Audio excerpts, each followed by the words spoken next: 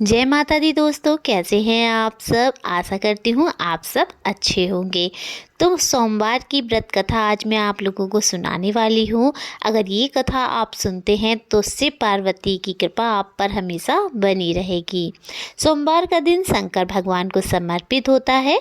आज के दिन भक्त भोलेनाथ को प्रसन्न करने के लिए विशेष पूजा अर्चना करते हैं। कुछ लोग आज के दिन व्रत भी रखते हैं ताकि शिव जी की विशेष कृपा प्राप्त की जा सके। बाबा भोलेनाथ के आशीर्वाद के लिए आप भी सोमवार का व्रत कर रहे हैं तो शिव व्रत कथा को पढ़कर या सुनकर इस उपवास को पूरा करना चाहिए। नारद पुराण के अनुसार सोमवार व्रत में व्यक्ति को प्रातः स्नान करके शिव जी को जल और बेलपत्र चढ़ाना चाहिए तथा शिव गौरी की पूजा भी करनी चाहिए। शिव पूजन के बाद सोमवार व्रत कथा सुननी चाहिए। इसके बाद केवल एक समय ही भोजन करना चाहिए। साधारण रूप से सोमवार का व्रत दिन के तीसरे तक होता है, मतलब शाम तक रखा जाता है। सोमवार व्रत 3 प्रकार का होता है: प्रति सोमवार व्रत, सौम्य प्रदोष व्रत और 16 सोमवार का व्रत। इन सभी व्रतों के लिए एक ही विधि होती है। एक समय की बात है, किसी नगर में एक साहूकार रहता था। उसके घर में धन की कोई कमी नहीं थी, लेकिन उसकी कोई संतान नहीं थी। इस कारण वह बहुत दुखी था। पुत्र प्राप्ति के लिए वह प्रत्येक सोमवार व्रत रखता था और पूरी श्रद्धा के साथ शिव मंदिर जाकर भगवान शिव और पार्वती जी की पूजा करता था। उसकी भक्ति देखकर एक दिन माँ पार्वती प्रसन्न हो गईं और भगवान शिव से उस साहूकार की मनोकामना पूर्ण करने का आग्रह किया। पार्वती जी की इच्छा सुनकर भगवान शिव ने कहा कि हे पार्वती, इस संसार में हर प्राणी को उसके कर्मों का फल मिलता है और जिससे भाग्य में जो हो उसे भोगना ही पड़ता है। लेकिन पार्वती जी ने साहूकार की भक्ति का मान रखने के लिए उसकी मनोकामना पूर्ण करने की इच्छा जताई। माता पार्वती के आग्रह पर शिव जी ने साहूकार को पुत्र प्राप्ति का वरदान तो दिया, लेकिन साथ ही यह भी कहा कि उसके बालक की आयु केवल 12 वर्ष होगी। माता पार्वती और भगवान शिव की बातचीत को साहूकार सुन रहा था। उसे ना तो इस बात की खुशी थी और ना ही दुख हुआ। पहले की भांति शिव जी की पूजा करता रहा। कुछ समय के बाद साहूकार के घर एक पुत्र का जन्म हुआ।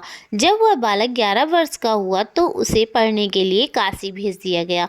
साहूकार ने पुत्र के मामा को बुलाकर उसे बहुत सारा धन दिया और कहा कि तुम इस बालक को काशी विद्या प्राप्ति के लिए ले जाओ और मार्ग में यज्ञ कराना। जहाँ भी यज्ञ कराओ वहाँ ब्राह्मणों को भोजन कराते और दक्षिणा देते हुए जाना। दोनों मामा भांजे इसी तरह यज्ञ कराते और ब्राह्मणों को दान दक्षिणा देते काशी की ओर चल पड़े। रात में एक नगर पड़ा जहाँ नगर के राजा की कन्या का विवाह था, लेकिन जिस राजकुमार से उसका विवाह होने वाला था वह एक आंख से काना था। राजकुमार के पिता ने अपने पुत्र के काना होने की बात को छुपाने के लिए एक चाल सोची। साहूकार के पुत्र को देखकर उसके मन में एक विचार आया। उसने सोचा, क्यों ना इस लड़के को दूल्हा बनाकर राजकुमारी से विवाह करा दूं। विवाह के बाद उसको धन देकर विदा कर दूंगा और राजकुमारी को अपने नगर ले जाऊंगा।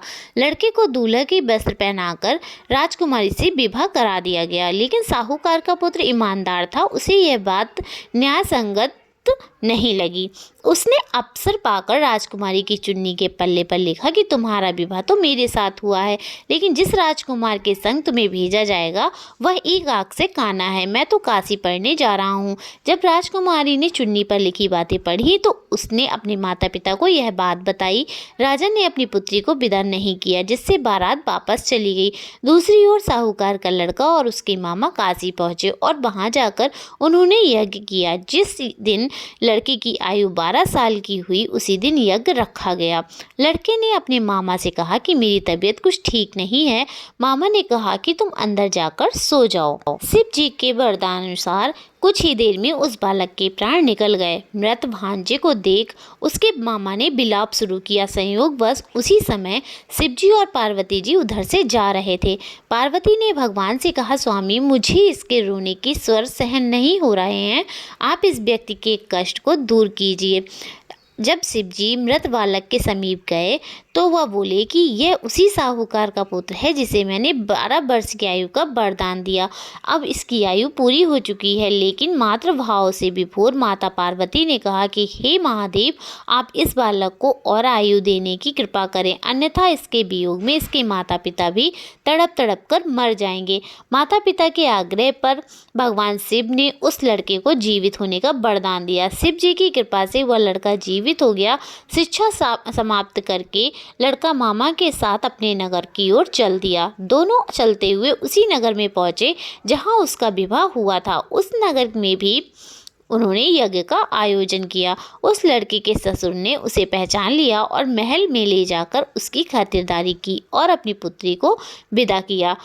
इधर साहूकार और उसकी पत्नी भूखे प्यासे रहकर बेटे की प्रतीक्षा कर रहे थे। उन्होंने प्रण कर लिया था कि यदि उन्हें अपने बेटे की मृत्यु का समाचार मिला तो वह भी प्राण त्याग देंगे, परंतु अपने बेटे के जीवित होने का समाचार पाकर वह बेहद प्रसन्न हुए। उसी रात भगवान शिव ने व्यापारी के स्वप्न में आकर कहा, हे श्रेष्ठी, मैंने तेरे सोमवार के व्रत करने और व्रत कथा सुनने से प्रसन्न होकर तेरे पुत्र को लंबी आयु प्रदान की है। इसी प्रकार जो कोई सोमवार व्रत करता है या कथा सुनता है और पढ़ता है, उसके सभी दुख दूर होते हैं और समस्त मनोकामनाएं पूर्ण होती हैं। यही थी सोमवार व्रत की कथा।